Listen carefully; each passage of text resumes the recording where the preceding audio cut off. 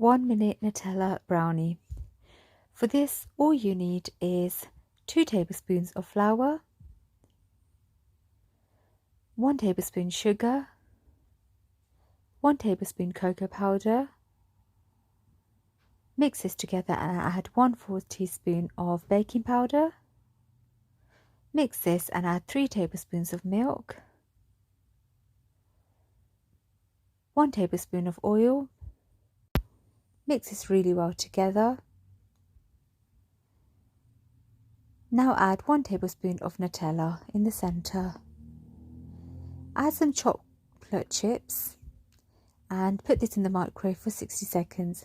There you go, an absolutely delicious Nutella brownie. Sprinkle some icing sugar and enjoy it.